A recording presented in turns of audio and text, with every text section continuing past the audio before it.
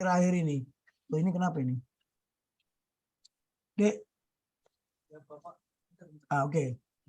Nah, inilah. Kemudian itu singkatan dari tugas. Apa tugas? Ya, tugas yang diamanatkan oleh pembukaan Undang-Undang Dasar 1945.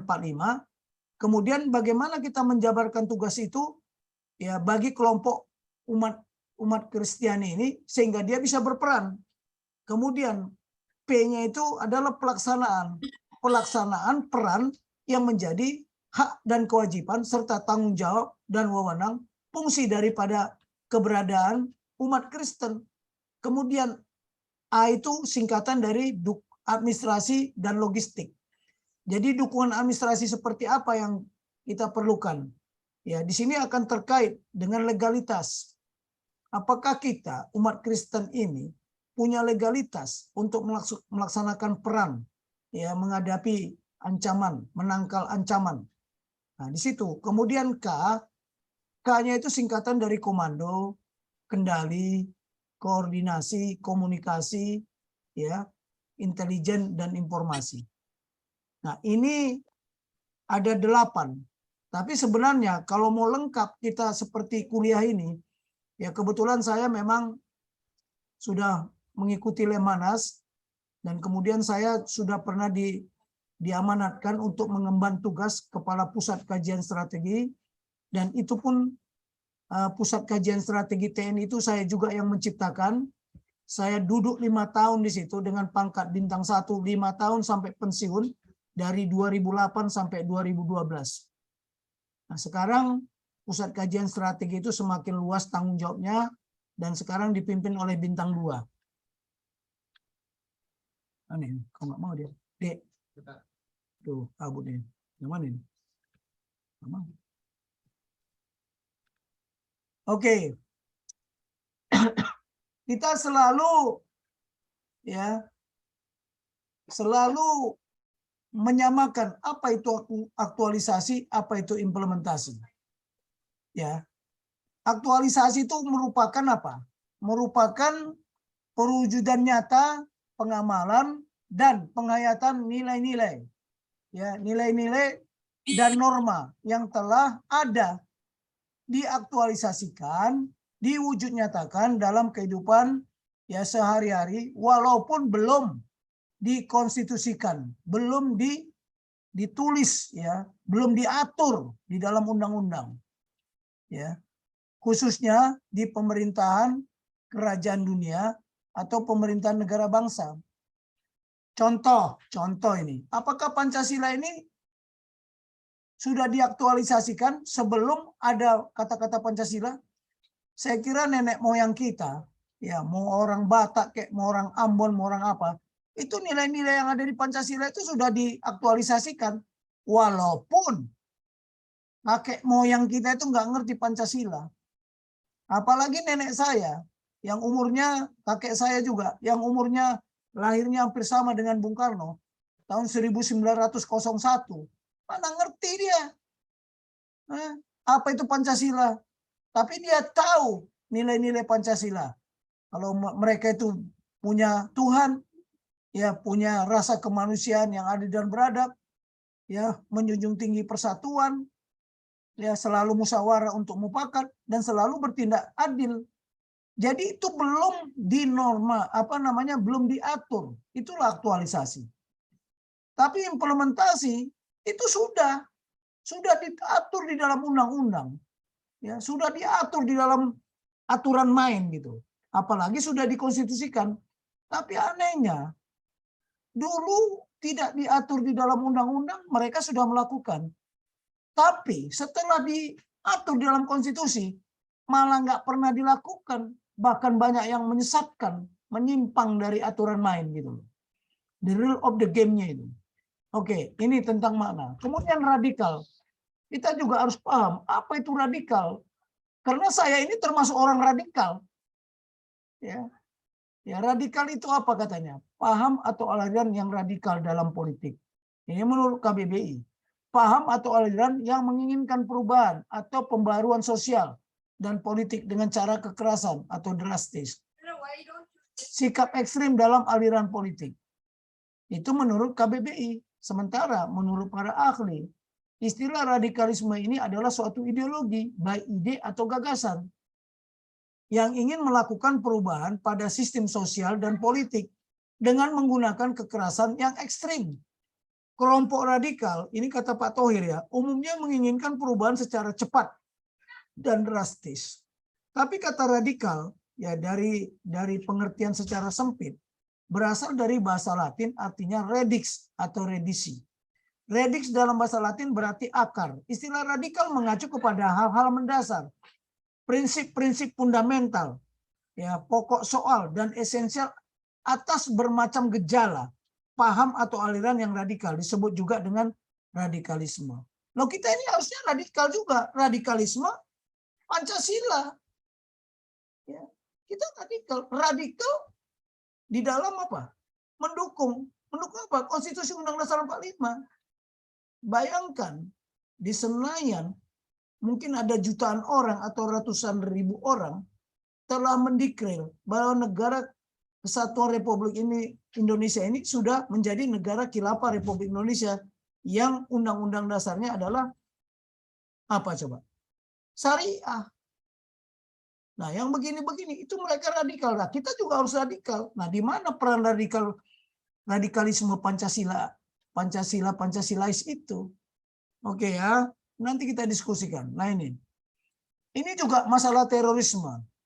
Saya sekolah manajemen anti ya dan counter terorisme ya di Inggris, dikirim oleh Menko Polhukam.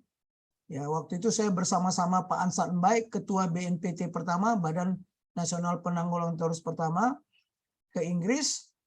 Nah, masalah definisi terorisme itu pun menjadi konflik. Menurut mereka, kalian yang teroris, gitu loh. Menurut kita, mereka yang teroris. Saling teror menteror, tetapi ada rujukannya. Jadi rujukannya kita menggunakan menurut Konvensi PBB 1937. Itu segala bentuk tindakan kejahatan yang ditujukan langsung kepada negara dengan maksud menciptakan bentuk teror terhadap orang-orang tertentu atau kelompok orang atau masyarakat luas. Ini definisi terorisme nanti sehingga kita kalau berdiskusi ya membahas masalah terorisme ini kita satu patokan, satu standar patokan ya menurut Konvensi PBB. Tapi saya juga mau mengelaborasi bahwa siapa sih teroris pertama di dunia ini? Ya, teroris pertama di dunia ini sebelum negara bangsa ini ada. Ya si Kain, saudaranya si Habel itulah teroris pertama. Dia membunuh adiknya, dia menteror adiknya, dia juga membunuh domba milik si Habel. Nah, pertanyaannya, mengapa terorisme ya beranak pinak? Ya mungkin turunannya si Kain itu darahnya masih mengalir ya, yang ada di dalam darah dagingnya manusia yang hidup di dunia ini, di bumi persada, bukan hanya di bumi persada Nusantara, tetapi di bumi seluruh belahan bumi ini, karena turunannya masih merajalela ya. Nah, kemudian kita masuk ke definisi intoleransi, karena ini diangkat juga temanya, dan toleransi. So what is tolerance? Ya, toleransi adalah suatu sikap saling menghormati dan menghargai antar kelompok dan antar individu. Tetapi mohon maaf, toleransi ini dijabarkan menjadi lain, bukan saling menghormati, saling menghargai. Tapi toleransi itu dipaksakan. Yang minoritas harus mengikuti yang mayoritas. Mana mau? Nah, tapi kalau satu sikap saling menghormati atau menghargai, itu lebih baik dari istilah kata toleransi. Oke lah, katanya ada lagi intoleransi. Adalah tidaknya suatu sikap tenggang rasa, serta saling menghormati dan menghargai antar individu atau antar kelompok. Jadi sebaiknya memang ya kata-kata toleransi ini ya tidak harus kita populerkan lah. Ya, karena mana mungkin yang minoritas dipaksa tunduk kepada yang mayoritas. Mayoritas harus mengikuti maunya yang minoritas. Tapi kalau saling menghormati, saling menghargai, itu lebih baik. Ya, oke. Jadi kita harus paham dulu paradigma. Karena yang terjadi ini adalah konflik paradigma. Ya, banyak ya pemahaman tentang paradigma atau makna substansi paradigma menurut para pakar ya paradigma ilmiah. Saya tidak akan mengupas satu-satu, tapi kita akan mengambil intisarinya. Ini silakan aja di copy supaya menjadi bahan pengetahuan kita bagaimana kita hidup berparadigma. Sekarang paradigma umat Kristen itu seperti apa? Paradigma Kristiani itu seperti apa? Nah, itu nanti harus kita paham juga. Kalau kita tidak paham ya, bagaimana kita hidup di negara yang penuh dengan paradigma? Ya. Nah, saya buka ini banyak sekali definisinya. Ya, dari menurut para pakar. Ya. Saya ngambil dari Pak Adam Smith, The Power of Mind, karena memang ini paradigma ini ada di pikiran kita. Apa sih paradigma menurut Adam Smith? Cara kita memahami kehidupan seperti air untuk ikan. Seperti air untuk ikan. Kalau kita ibaratkan, air itu apa? Ikan itu apa? Di kehidupan berbangsa dan bernegara ini. Nah, tanpa air, ikan tidak akan hidup. Ya.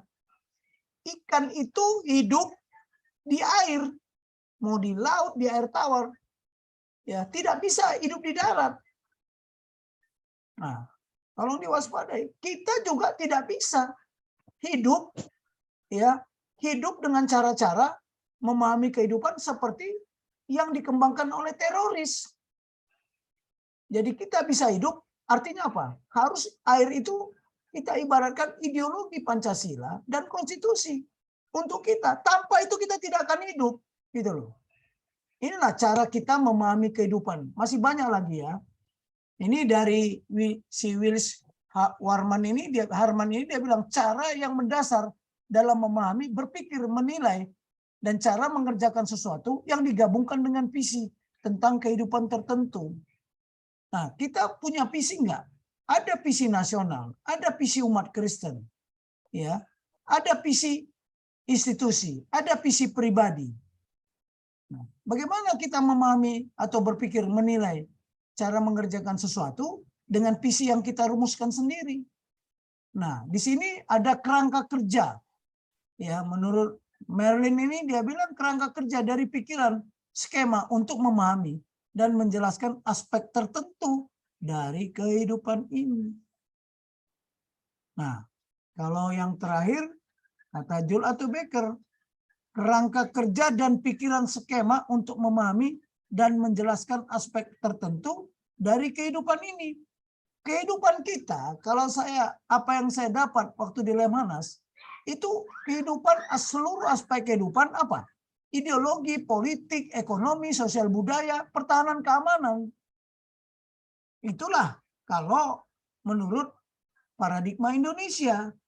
Nah, di situ paradigma menciptakan atau menentukan batas-batas dan menjelaskan kepada kita atau Anda cara untuk berperilaku. Dan di dalam batas-batas tersebut, ya, agar apa? Agar menjadi orang yang berhasil. Lihat sekarang ini. Ya, kalau kita mau jujur, kalau kita mau mengecek, kalau kita mau mengkaji, terjadi pergeseran paradigma besar-besar. Ya, apalagi di era abad 21 ini. Lihat, di lingkup nasional saja, berapa macam paradigma bergeser. Dan ini karena paradigma yang bergeser tidak standar, akibatnya apa? Kita carut marut dalam kehidupan berbangsa dan bernegara. Ya, mohon maaf, sekarang muncul paradigma khilafah, muncul paradigma kafir non kafir, ya, muncul lagi paradigma pribumi non pribumi, macam-macam paradigma minoritas dan mayoritas. Dan bermunculan paradigma ini, siapa yang membuat paradigma ini bergeser? Dulu nggak pernah ribut seperti ini. Ya, muncul lagi paradigma. Oh, macam-macam, nanti kita kupas satu-satu lah. Ya, saya tidak mungkin bisa menyampaikan ini dalam waktu 1 jam. Nah, kemudian, nah ini tadi. Ya, paradigma kehidupan setiap manusia dalam bermasalah-masalah selalu terikat atau melekat kepada landasan pemikiran berupa paradigma yang diciptakannya di mana dia hidup. Contoh kita, paradigma yang diciptakan di mana kita hidup. Sebagai umat Kristen, paradigmanya ya ada di konstitusi kerajaan Tuhan, ya ada di Holy Bible itu. Yang menciptakan siapa? Ya Tuhan. Itu paradigma di kerajaan Tuhan. Karena manusia diciptakan untuk memiliki pikiran dan akal budi. Sementara binatang hanya diciptakan untuk memiliki insting. Jadi setiap manusia hidup di kerajaan Tuhan. Karena kita umat Kristen ya. Maka kerangka landasan pemikirannya harus menggunakan paradigma kerajaan Tuhan. Nah, tapi kita membahas paradigma kerajaan Tuhan ini aja mungkin berapa jam gitu loh ya. Namun manusia berdasarkan kerangka pikirannya menciptakan paradigma kehidupan di mana manusia itu hidup. Dan dia harus tunduk kepada suatu paradigma pemerintahan negara yang diciptakannya. Contoh, Pancasila itu paradigma. Oh iya, paradigma. Ya. Isi pembukaan itu paradigma. Oh iya, paradigma. Nah, tanpa kedua itu kita nggak apa. Contoh, manusia harus tunduk kepada konstitusi, aturan pemerintah negara yang diciptakannya sendiri. Bahkan ada yang bertentangan dengan paradigma kerajaan Tuhan. Hati-hati loh, paradigma pemerintahan kerajaan Tuhan versus paradigma pemerintah negara yang ada di dunia ini, ya, pemerintahan negara bangsa. Ada yang bertentangan nggak? Banyak bertentangan. Nah, kita ini hidup satu di warga negara kesatuan Republik Indonesia, satu lagi kita hidup sebagai apa? Warga keluarga besar kerajaan Tuhan. Ya. Apakah ada pemerintahan yang di dunia ini tidak tunduk kepada kerajaan Tuhan? Cuman Tuhannya beda-beda, kan begitu? Oke, kita lanjut lagi. Nah, paradigma itu merupakan kerangka landasan pemikiran. How to think. Setiap orang percaya untuk mengambil keputusan, memilih cara bertindak. How to act. Mana yang benar atau kebenaran. Dan mana yang salah, pembenaran atau penyesatan. Dalam rangka mempertahankan hidupnya. Pilih masuk kerajaan Tuhan atau pilih masuk kerajaan maut, kerajaan kegelapan. Karena teroris ini menggiring kita, memaksa kita untuk masuk ke dalam kerajaan kegelapan. Nah, jangan sampai umat Kristen ada jadi teroris. Ya. Yang terpenting bagi orang percaya siapa sang kebenaran itu bukan hanya apa kebenaran itu. Sang kebenaran dan kebenaran yang memiliki standar patokan. Sesuai dengan amanat agung konstitusi kerajaan Tuhan. Kalau kita hidup di kerajaan Tuhan. Tapi kalau kita hidup di negara kesatuan, itu apa? Yaitu tadi. Nah, sekarang ada prinsip-prinsip paradigma. Kalau Pancasila itu adalah merupakan 5 principle, nah paradigma itu juga punya prinsip. Ya. Ya, menurut si Werner Reinhardt, bahwa kita menciptakan dunia tempat kita hidup. Dan ia tunduk kepada mentalitas kita sendiri.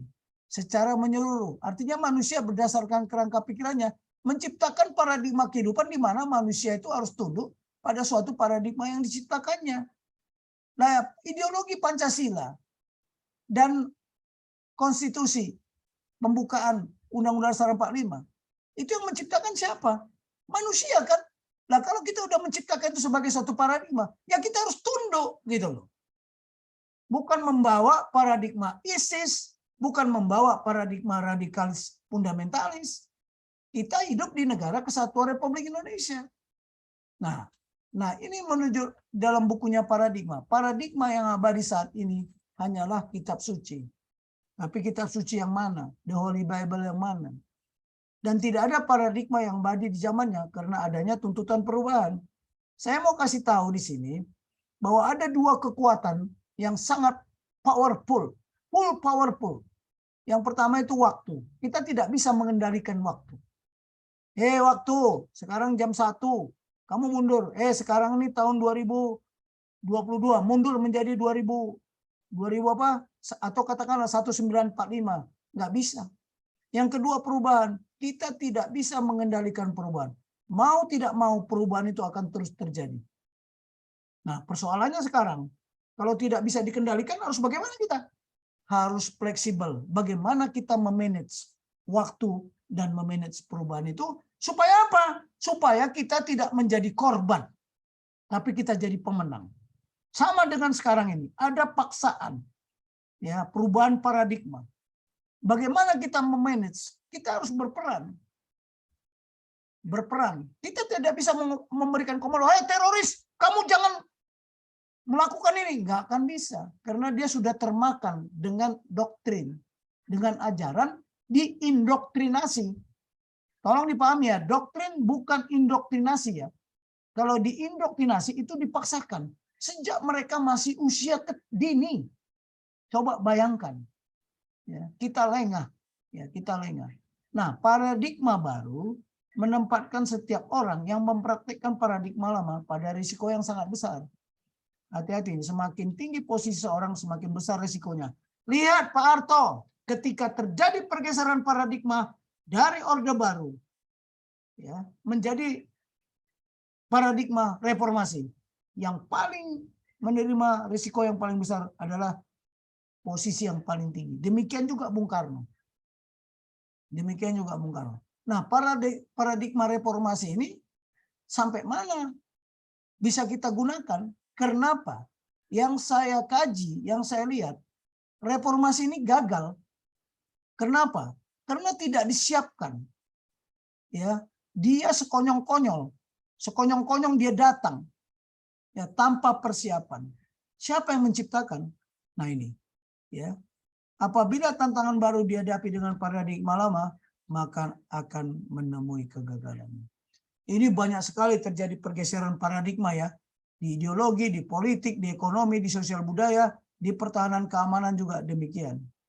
Ya, nah, ini paradigma yang terlalu kokoh dan teguh kita pegang akan menjurus kepada suatu apa? Kelumpuhan, paradigm paralysis.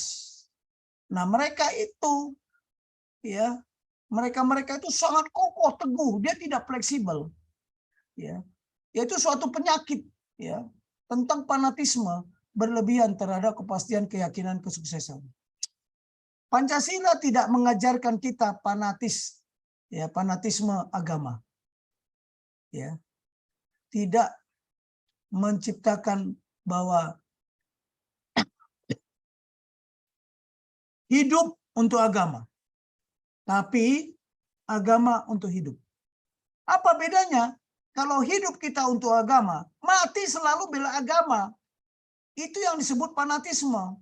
Tapi kalau agama untuk hidup, ya kalau memang ajarannya baik, keyakinan yang disampaikan itu baik, ya manusia kan akan semakin baik, semakin baik, semakin baik. Tetapi ketika kita fanatik agama, bukan fanatik ibadah, akibatnya kita bunuh-bunuhan. Karena tadi merasa, oh paradigma saya yang benar. Nggak ada, Tuhanmu nggak ada Tuhan. Saya yang punya Tuhan. Nah, kelumpuhan paradigma akan merugikan kita sendiri. Kita tidak mampu lagi melihat, memahami serta menikmati dunia baru. Kita masuk kerangkeng, masuk ke wilayah pembantaian. Lihat setelah reformasi, ada nggak yang menghitung? Rakyat ini, anak bangsa ini banyak korban nggak? Ada yang bunuh diri, ada yang stres, ada yang kena penyakit, ada banyak yang dibunuh, macam-macam. Nah, oke ya. Nah, ini yang perlu diketahui lagi, apa dampak ya kesuksesan yang dicapai oleh setiap organisasi akan bergerak kembali ke titik nol, ke titik terendah. Kesuksesan masa lalu tidak memberikan garansi apa-apa. Your past success guarantee nothing. Saya kasih contoh. Ya, ketika Timor Timur sudah bukan menjadi milik Indonesia, nggak ada artinya itu jasa-jasa pahlawan kita, nggak ada artinya itu sekarang tentara yang penuh dengan cacat, luka parah, ya sampai sekarang tidak bisa sembuh, ya mereka menangis. Kenapa? Dia punya kesuksesan waktu itu, your past success guarantee nothing. Makanya hati-hati, kesuksesan yang diperoleh Orde Baru ketika muncul paradigma reformasi, dianggap orang tidak ada arti apa-apa. Kan? Nah, yang paling parah ini akan muncul berbagai benturan konflik. Disebabkan apa? Paradigma lama masih menyimpan berbagai tumpukan masalah, belum terselesaikan, sementara paradigma baru sudah menciptakan masalah karena tidak siapnya konsep yang memiliki patokan standar. Berdasarkan apa? Kesepakatan bersama, benturan, konflik paradigma yang terjadi menimbulkan beban yang harus dipikul. Makanya banyak komentar-komentar kan, enak zamanku ya bro. Nah itu.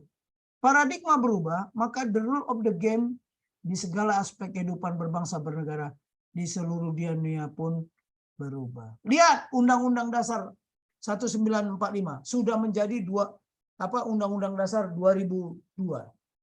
Apa yang terjadi dalam itu? Tapi kita tidak bisa membahas itu malam ini ya. Banyak kesalahan-kesalahan ya di dalam Undang-Undang Dasar yang diamandemen. Makanya sibuk mereka yang di MPR mau amandemen lagi, mau amandemen kelima. Amandemen aja kerjanya. Hanya untuk kepentingan mereka, bukan untuk kepentingan bangsa, kepentingan kelompok tertentu. Ya. Oke, ini. Karakter saya kira semua sudah paham ya. Tabiat, sifat-sifat. Nah, karakter umat Kristen itu seperti apa nanti?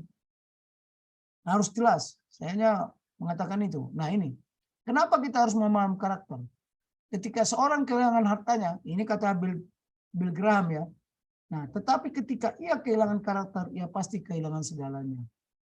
Lihat, beberapa tokoh-tokoh umat Kristen ya ketika diberikan mandat, amanat untuk memimpin, ya, masuk penjara itu, korupsi itu, padahal titelnya bertaburan itu. Ya, ada yang SH, ada yang MA, macam-macam lah. Ya, lihat aja bukan hanya umat Kristen, hampir semua. Ya. Nah, yang paling parah di ELI ini terjadi semua, di eksekutif ada, di legislatif ada, di yudikatif ada. Nah, di mana kita berperan? Ya kan? Nah, ternyata ini semuanya mahasiswa alumni Fakultas Hukum. Nah, di mana peran tokoh-tokoh intelektual ya, alumni mahasiswa hukum atau Fakultas Hukum UKI? Nah, nanti kita lihatlah. Oke, ini harus tahu juga negarawan. Karena di antara kita ini ada negarawan, sudah pasti. Apa sih negarawan itu? Ahli dalam kenegaraan, ahli dalam menjalankan negara, pemerintahan. Bukan ahli tata hukum negara. Saya garis bawahi. Ya. Bagaimana menata negara ini yang benar? Ya nanti kita kupas. Itu pertanyaannya akan disampaikan oleh ya bapak-bapak, ibu-ibu yang ada di Zoom ini. Nah, negarawan itu pemimpin politik yang secara taat azas. Azas mana yang dia taat? Ya azas yang ada. Di mana? Di pembukaan Undang-Undang Dasar 45 itu. Dan ideologi Pancasila. 5 principle. Azas itu sama dengan prinsip. Dalam rangka menyusun kebijakan negara. Dengan satu pandangan ke depan. Atau mengolah masalah negara. Dengan kebijaksanaan dan kewibawaan. Nah ini. Ya. Beliau itu merupakan pahlawan besar dan agung. Sekarang kita tanya, apakah pemerintahan negara ini sudah ahli dalam menata negara? Mana buktinya? Nah, perlu dibuktikan. Nah, beliau itu merupakan pahlawan besar loh, negarawan ini. Ya. Bahwa pahlawan itu adalah bukan berarti mereka yang sudah mendahului. Menghadap apa? Menghadap Sang Halik, Sang Pencipta.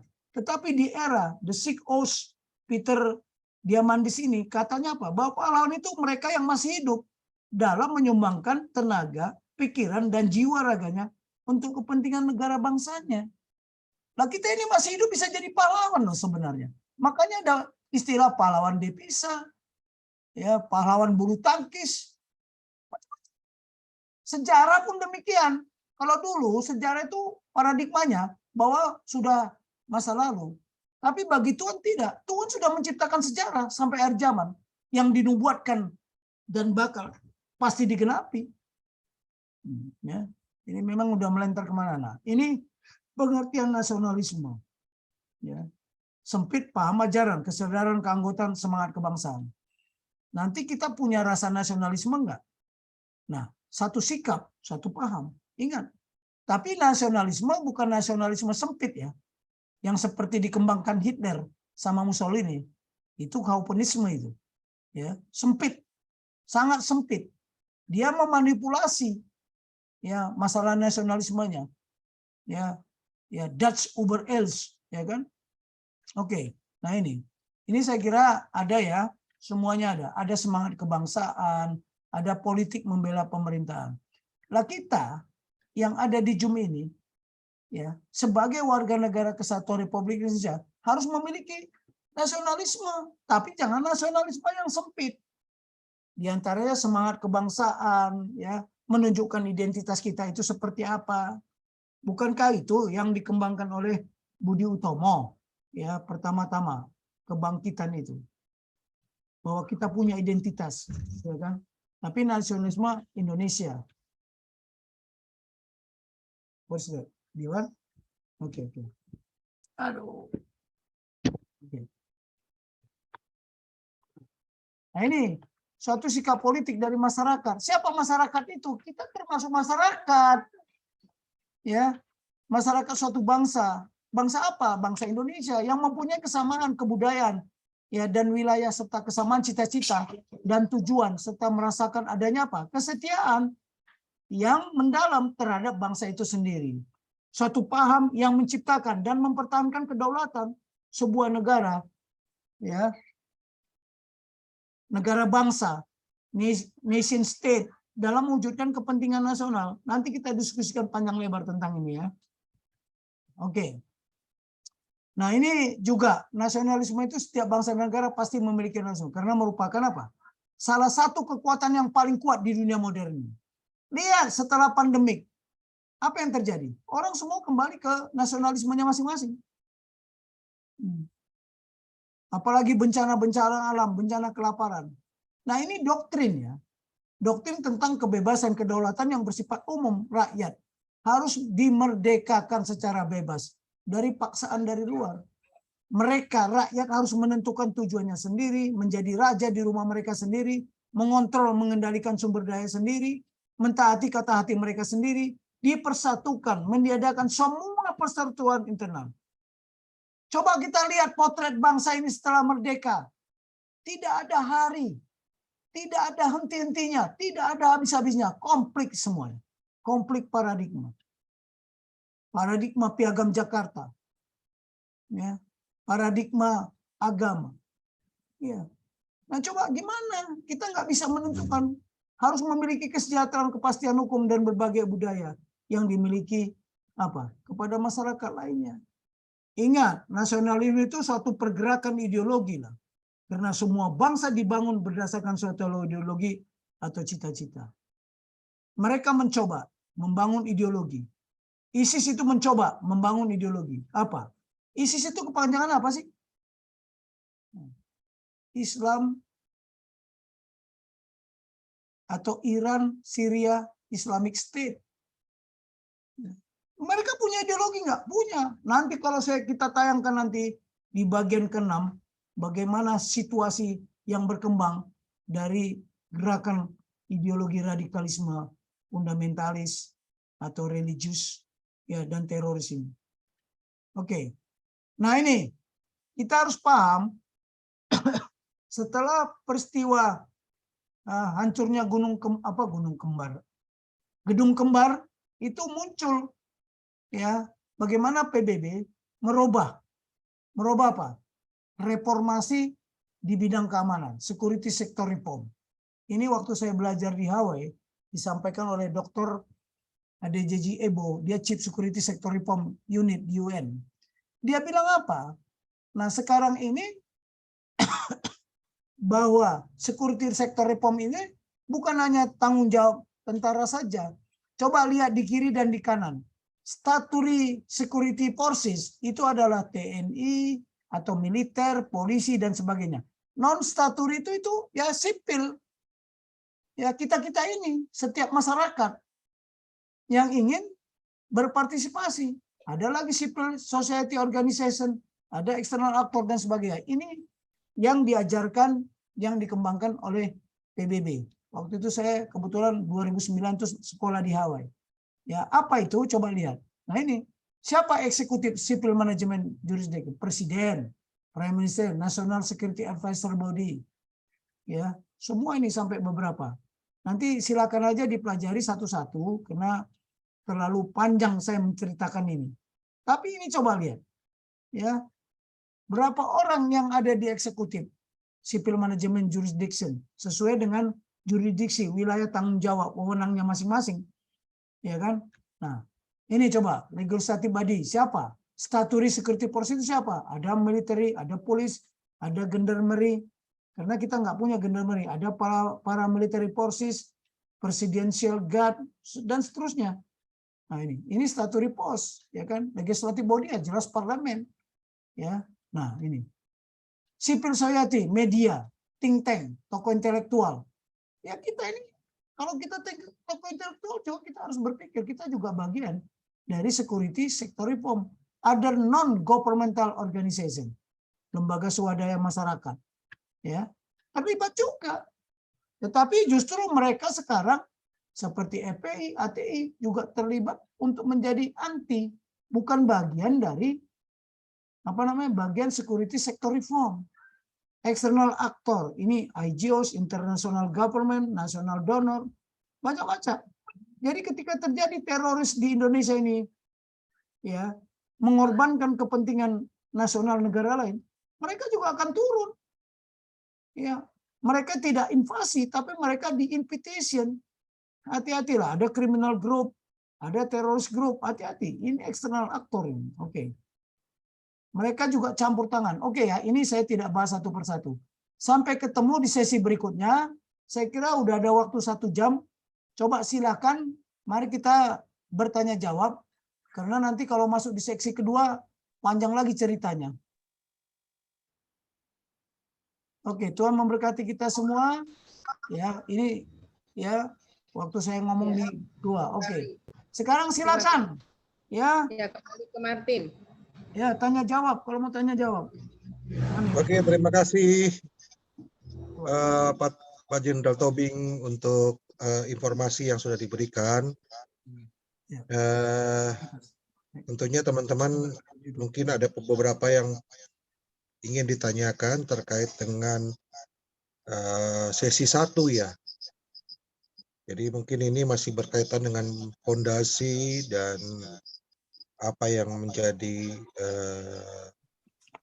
tatap atau konsep dari kehidupan bernegara. Mungkin dari teman-teman ada yang mau ditanyakan langsung, sebutkan nama dan langsung pada poin pertanyaannya. Nah, persilakan. Ya. Silakan. Boleh saya tanya, Pak? Boleh, dengan senang hati. Silakan. Dengan Ya. siapa ya? Nama saya Sirus. Oh, Sirus. Ya, saya ada terlibat di dalam panggilan melayani daerah terisolir di Mentawai. Nah, berkaitan dengan yang tadi Bapak bicara masalah paradigma, itu mungkin lebih banyak kita dari sisi minoritas, Pak. Tapi kalau kita dalam posisi mayoritas, Pak, misalnya satu wilayah di desa yang saya layani itu mayoritas Kristiani, gitu ya. Lalu menghadapi satu cikal bakal yang ada kurang lebih 10 keluarga di antara 200 keluarga yang memang kepercayaan seberang, gitu Pak. Nah, kalau dengar-dengar dari teman-teman di daerah minoritas, ataupun mungkin di daerah mayoritas lain, misalnya di Manado, mereka cukup tanda petik menolak sekali ya, gitu ya, dengan kehadiran yang mayoritas pas kondisi saat itu di minoritas di situ ya, dengan berbagai cara. Nah, bagaimana sikap kita sebetulnya? Satu sisi kita mengemban supaya mencegah adanya ekspansi besar-besaran. Tapi sisi lain, kalau berdasarkan yang tadi Bapak bicara masalah paradigma, bagaimana paradigma kita pada saat kita yang minoritas ini dalam posisi mayoritas, Pak, menghadapi paradigma yang mayoritas dalam posisi minoritas saat itu, Pak. Praktisnya, Pak. Terima kasih, Pak. Oke, saya tampung dulu ya. Iya, Pak. Baik. Jadi Oke, selanjutnya siapa? Oke. Kami silakan yang lainnya. Ada yang mau bicara atau bertanya? Bang Salomo, Pangaribuan. Dibuka mic-nya, Bang. Udah, Ya, silakan belum. Bang Solomon. Saya Belum. melihat dari pembicaraan Bapak, kebanyakan bicara tentang pemberontakan-pemberontakan atau hajas-hajas yang sepertinya menyalahkan suatu permasalahan hidup, baik itu dari kenegaraan maupun dalam kekristenan. Sebenarnya saya menarik pada zamannya Soeharto. Kita punya SOP, yaitu waktu kenegaraan, yaitu Indonesia, masalah Pancasila dan Undang-Undang Dasar. Saya dulu dididik di BP7 pola 144 jam. Dan saya pernah jadi mentor. Saya dulu pemberontak terhadap Pancasila. Saya dulu punya kelompok Cipayung. Pokoknya alasannya saya pemberontak pada negara.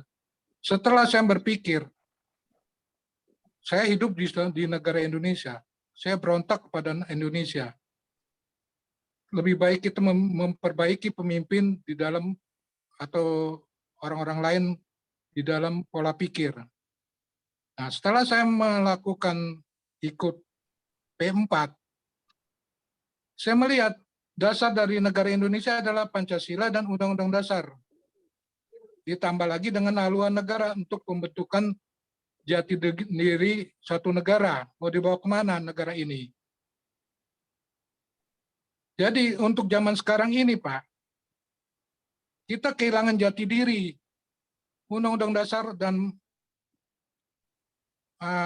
Pancasila itu hanya simbol. Nggak pernah diterapkan atau diamalkan di dalam satu kehidupan. Banyak anak SD, SMP maupun orang tua untuk menyebut atau menyanyikan Indonesia Raya, Pancasila dan Undang-Undang Dasar 45, mereka nggak hafal. Padahal hidup di negara Indonesia. Maka itu terjadilah suatu pemikiran radikalisme, khalifah, pemberontakan, dan sebagainya. Karena kehilangan jati diri. Di dalam satuan Bapak, Matra Angkatan Darat, Udara, dan Laut, ini juga pun saya lihat nggak diterapkan. Lebih banyak memikirkan tentang politik, strategi, alutsista, maupun yang lain-lain. Tentang Pancasila dan Undang-Undang Dasar, itu nggak pernah diterapkan di dalam pengamalan hidupnya. Baik itu satu dengan lain. Begitu juga tentang rohani. Kita, dasar rohani kita adalah Alkitab. Pernahkah kita mengamalkan, menjiwai, atau menerapkan di dalam isi Alkitab di dalam kehidupan? Seringkali kita ada pemberontakan yang selalu, atau ketidakpastian di dalam firman Tuhan dalam hidup kita. Dikala dalam kesulitan, dikala dalam broken home, dikala dalam frustasi yang lain-lain. Jadi, menurut saya, kembalilah kepada dasar hidup kita, yaitu SOP-nya. Jadi kalau kita tidak menerapkan pengamalan hidup kita, baik itu pada Undang-Undang Dasar dan Pancasila dan Alkitab, percuma kita bicara banyak tentang modernisasi, apalagi sekarang udah zaman elektronik ini, Pak. Tapi dasar kita nggak pernah mengamalkan dan menerapkan secara hidup sehari-hari, percuma. Banyak para hamba-hamba Tuhan, pintar diomong, tapi pengamalannya nol. Saya lihat nol, Pak. Kadang-kadang di tempat saya, Pak, hamba Tuhan bicara di gereja, tapi di luar ngerokok, ngopi, kayak anak-anak ini, Pak, anak-anak lapo tua, apalagi tempat orang-orang lain. Apakah itu seorang hamba Tuhan yang baik? Kadang-kadang kita memenangkan jiwa orang, tapi kelakuan setelah dari luar lain. Maka itu aku seringkali ngomong, di gereja haleluya, di rumah haleluya, kelakuannya halilintar. Itu Pak.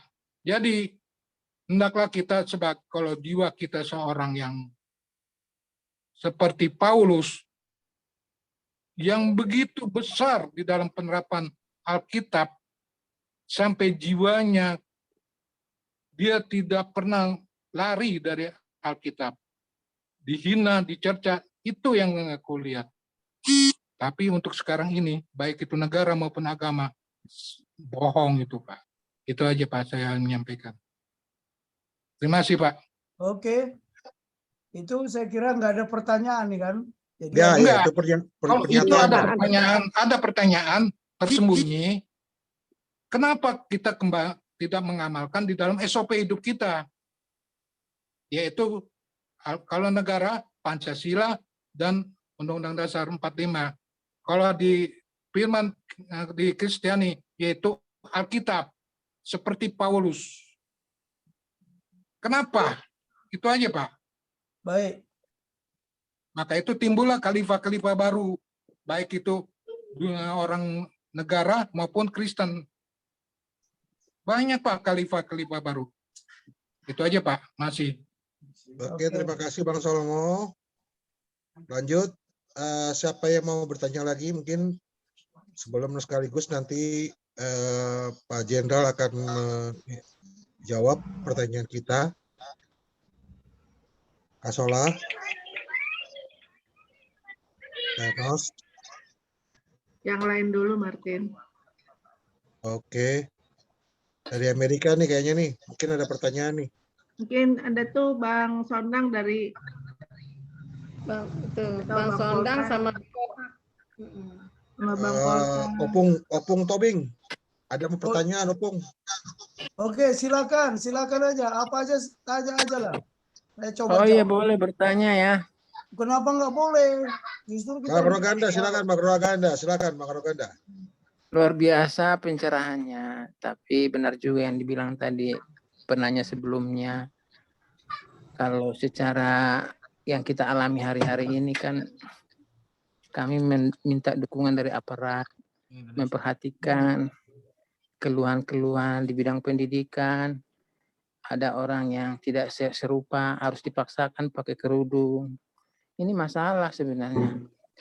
Jadi apakah kita Bhinneka Tunggal Ika, apakah kita Pancasila, apakah kita Undang-Undang Dasar 45, kita melihat dalam kehidupan sehari-hari. Nah ini bagaimana solusinya, itu aja pertanyaan saya. Terima kasih Pak Roganda. Jadi gimana Pak Tobing? Apa Oke. sudah mau dibahas atau Boleh. Nggak apa-apa. Bisa Ya 3 dulu ya. Ini 3 kan? tiga dulu ya? tiga dulu. Oke. dulu ya, biar nggak lupa. Oke, yang pertama, paradigma minoritas dan paradigma mayoritas. Ketika kita hidup di daerah yang mayoritas, ya, ketika kita hidup di daerah yang mayoritas, contohnya lah Aceh, Sumatera Barat, ya, Banten, terus Aceh, Sumatera Barat, mungkin Lampung juga ada menyusul, ya, Jawa Barat, ya kan? Bagaimana kita hidup di alam paradigma yang mayoritas? Sebenarnya mereka menggunakan paradigma yang bukan paradigma nasional. Dia hidup di negara kesatuan Republik Indonesia tapi menggunakan paradigma import dari luar. Seperti khilafah itu kan bukan dari bumi pertiwi ini. Ya. Bumi pertiwi ini menurut Bung Karno sih ya, bahwa dia tidak menciptakan Pancasila, dia menggali dari kearifan lokal. Makanya dari awal tadi bahwa nilai-nilai, prinsip-prinsip yang ada di Pancasila itu sudah diaktualisasikan. Nah sekarang persoalannya bagaimana kita hidup. Nah tapi kan ada pepatah, di mana bumi dipijak, di situ langit dijunjung. Nah apakah kalau Bapak memberitakan berita sukacita, ya, firman Tuhan yang kita bilang Injil, Gospel, Gospel, ya, kerajaan Tuhan, di wilayah itu tidak akan menghadapi tantangan, sudah pasti. menjadi seorang Kristen bukan berarti kita tidak akan menghadapi masalah. Justru banyak masalah yang akan kita hadapi. Lihat Paulus. Paulus adalah seorang pejabat, warga negara Romawi, ahli Taurat, ahli agama. Ya, pejabat yang diberikan hak, diberikan mandat, boleh membunuh. Ketika dia berubah paradigmanya, mengikut Tuhan Yesus, apa yang terjadi? Masuk penjara. Bahkan matinya juga mati martir. Nah, di sini pemberitaan kita menyampaikan Injil. Ya, menyampaikan Injil. Saya nggak tahu juga ini definisi Injil ini dari mana. Ya. Ini kita aja udah terperangkap dengan kata-kata Injil. Padahal Tuhan Yesus nggak pernah ngomong Injil. This gospel. Baca di Holy Bible ya. Saya datang ke dunia untuk menyampaikan berita kabar baik.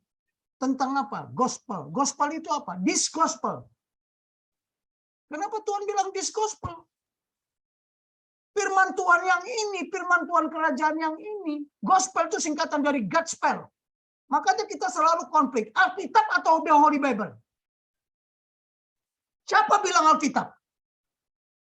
Saya nggak setuju itu dengan kata Alkitab.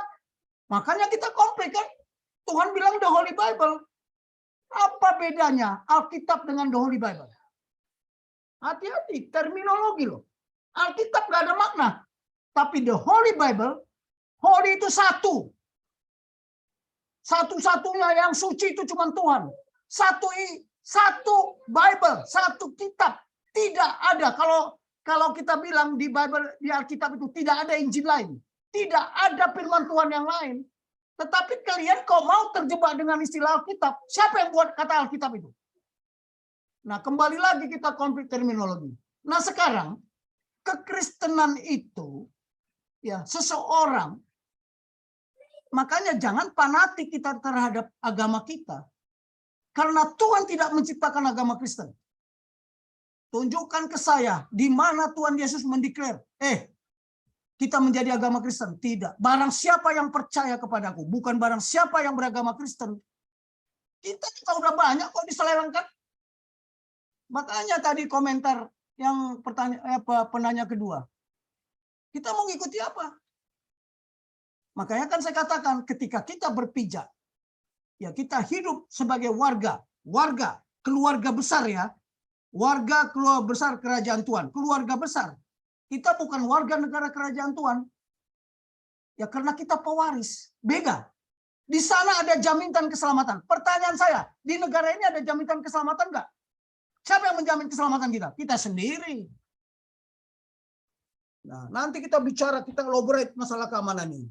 Jadi kita konflik terminologi. Saya tidak suka dengan istilah Alkitab. Karena Tuhan tidak mengajarkan Alkitab. Alkitab itu apa? Hati-hati loh. Holy Bible ya Holy Bible ya Holy Bible. Holy itu mean one. Bible itu satu-satunya. Holy itu suci, satu-satunya yang suci. Kita nggak ada yang suci. Makanya Tuhan Yesus juga ngomong, ini jadi ceramah agama ini saya ini. Aku dan Bapa adalah satu. What does it mean satu? Karakter satu itu hanya Tuhan yang punya. Dimanapun, kapanpun, sampai kapanpun, dahulu, sekarang, dan yang akan datang, yang satu itu tetap satu. Nah, kita sendiri konflik, makanya kembali, artinya kita jadi berubah paradigmanya. Oh, nanti kalau saya buka isi Alkitab itu banyak yang salah, kaget-kaget semua. Ya, tapi kita tidak bicara itu jadi. Jadi bagaimana kita hidup sebagai seorang Kristen, ya menggunakan paradigma kerajaan Tuhan. Ya, di daerah mayoritas yang menggunakan paradigma yang bukan paradigma kerajaan Tuhan, mereka nggak mengenal kerajaan Tuhan. Tolong ya, diwaspadai. Karena mereka tidak menganggap bahwa Tuhan Yesus itu adalah raja di atas segala raja. Tolong, ini memang susah. Nah, bagaimana kita hidup? Ya, saya kasih tahu. Kalau mereka punya yang namanya takiah, ketika dia kecil, dia beradaptasi. Dia fleksibel, dia kenyal, dia sopan, dia santun. Begitu sama kekuatannya, Mulai ngoceh dia. Begitu dia lebih banyak, dia injak-injak kalian. Bukankah itu strategi yang diajarkan? Tapi kalau kita lain, strateginya apa? Kasihilah, kasihilah, kasihilah, ampunilah, ampunilah. Mereka tidak tahu apa yang mereka perbuat. Nah, doktrinnya beda. Kalau mereka bilang apa? Halal darahnya orang kafir. Memang itulah paradigma. Makanya kita hidup sebagai warga negara kesatuan giring bahwa kita punya paradigma yang disebut apa? Yang ada tertuang di Pancasila. Kita hidup di negara kesatuan Republik Indonesia menggunakan paradigma itu. Makanya agama itu uruslah dengan private Anda masing-masing, hubungan Anda dengan Tuhan. Mereka selalu ngomong kok, agamamu, agamamu, agamaku, agamaku. Tapi prakteknya, itu paradigma nggak? Paradigma. Tapi prakteknya mana? Nah, ini ya. Jadi bagaimana kita hidup? Ya bagaimana kita tidak bisa ya mengendalikan mereka dengan cara kita memaksakan doktrin atau ajaran yang ada di Bible. Ya, mohon maaf ini, saya agak keras menyampaikan ini karena ada konflik gesekan di sini. Makanya dari awal saya bilang, terminologi, hati-hati dengan terminologi. Kita sekarang sudah terjadi friksi. Yang benar Alkitab atau the Holy Bible? Nah, itu satu. Yang kedua, SOP. Mohon maaf ya, SOP itu namanya Standard Operating Procedure. Ya, prosedur operasi tetap. Itu levelnya paling bawah. Ya, itu pelaksanaan. Bagaimana kita melaksanakan sesuai prosedur. Pancasila bukan SOP. Pancasila bukan SOP, tapi sumber hukum tertinggi. SOP itu jabarannya. Nah, ini yang banyak yang tidak paham ngomong SOP. Apalagi ngomong, saya selalu berhadapan sama orang. Wah, saya sudah mengikuti BP7, penataran P4. Begitu ditanya, itu saya pernah nanya itu, yang katanya jago-jago Pancasila. Kalau pertanyaan saya, mengapa Garuda yang menjadi simbol negara ini? Kenapa bukan singa atau bukan macan? Kenapa Garuda? Ada yang bisa jawab nggak? Kemudian kenapa itu ada perisai? Ya, Garuda Pancasila itu ada perisai. Di situ ada bintang, ya, di belakangnya hitam. Siapa yang bisa jawab? Saya tanya, mengapa di situ bintangnya emas, latar belakangnya hitam, kenapa tidak merah? Yang kedua, kenapa pohon beringin? Pohon beringinnya hijau, kemudian latar belakangnya putih. Kenapa pohon beringin? Kenapa bukan pohon bambu? Padahal di bumi pertiwi ini, ya, jenis pohon bambu paling banyak ada di dunia, ya di Indonesia. Tapi kenapa bukan pohon bambu? Mengapa pohon beringin? Coba yang sudah BP7 yang 100 jam itu bisa jawab nggak? Kemudian kenapa padi kapas di situ? Latar belakangnya kok putih, bukan coklat. Kemudian rantai. Rantai di situ ada bulat dan segi empat. Dan latar belakangnya merah. Maknanya apa? Di situ ada kerbau, kepala kerbau. Di kepala kerbau itu ada hitam putih. Kemudian latar belakangnya merah. Maknanya apa? Yang sudah BP7, yang sudah penataran P4 hanya tahu literasi aja. Hanya sebagai syarat sudah mengikuti P4. Tapi tahu nggak menjawab itu? Ada kata Bhinneka Tunggal Ika. Tahu nggak artinya Bhinneka Tunggal Ika? Maknanya apa? Coba Bhinneka Tunggal Ika. Bineka, bine saja sudah berbeda-beda. Eka, bineka sudah berbeda-beda tetap satu. Ada lagi kata tunggal, ada lagi ika yang maknanya tetap satu. Maknanya apa? Saya ngupas Pancasila, saya bikin bukunya ini. Apa? BP7, BPIP segala macam. Bullshit semuanya itu. Ngabisin uang negara. Nanti kita buka, tanya sama saya jawab. Sebenarnya Bhinneka Tunggal Ika Tanhana Dharma Mangrua. Artinya apa? Berbeda-beda, tetapi tetap satu. Itu cukup dengan bineka saja, tapi tunggal. Satu-satunya. Kemudian ika satunya lagi apa? Satu. Tanhana Dharma Mangrua. Satu. Mengabdi Dharma. Pengabdian kepada negara dan bangsa yang berideologi Pancasila. Ada nggak di BP7? Itu aja tadi nggak jelas itu. Ya, saya mau tanya, kenapa bintangnya itu kuning, kemudian latar belakangnya hitam, kenapa tidak merah? Itulah kerajaan kegelapan. Tapi kerajaan terang, bintang itu kita simbolkan Tuhan. Sudah pasti, hidup di Indonesia ini pasti penuh dengan masalah. Karena kita sendiri yang menciptakan paradigma yang seperti itu kan. Kalau ditanya, itu simbol apa? Simbol beringin itu apa sih itu? Sila keberapa itu? Kemudian rantai emas, ya itu sila keberapa? Kenapa merah? Itu merah itu apa? Simbolnya darah, gitu tau nggak darah? Nah, ini yang begini-begini, aduh ada telepon, sorry ya. Halo Pak Elia, saya kebetulan lagi meeting ini Pak Elia. Nah, Gembala nanti kira-kira jam 10 saya kontak. Ya Pak Gembala saya kontak nanti. Yuk. Nah ini pemahaman paradigma ini kita nggak main-main. Nanti kita kupas ya. Memang ini pertanyaan ini harusnya belum masuk di sini. Ya pertanyaan ini akan dijelaskan pada episode berikutnya. Tetapi karena harus saya jawab, ya saya jawab. Nanti semakin jelas lagi ya. Oke, coba tolong dulu buka. Nah itu pertanyaan. Kemudian yang satu lagi. Tadi Pak yang menjelaskan, mohon maaf ya, nyanyi Indonesia Raya. Betul kita hafal lagu Indonesia Raya? Semua kita hafal nggak di ruangan ini lagu Indonesia? Coba dengarkan lagu ini ya, saya tayangkan. Coba. Indonesia Raya itu ada 3 stansa. Tapi selalu hanya 1 stansa.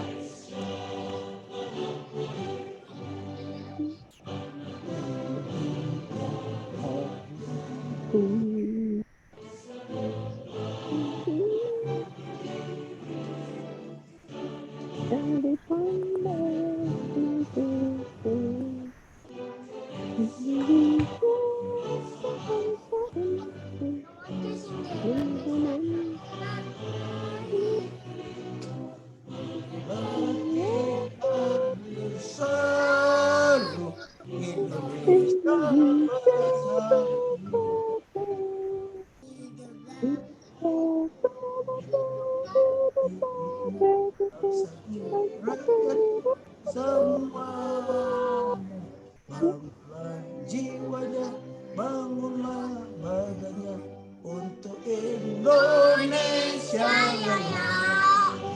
Indonesia Raya, merdeka, merdeka, anakku, negeriku, Pancasila.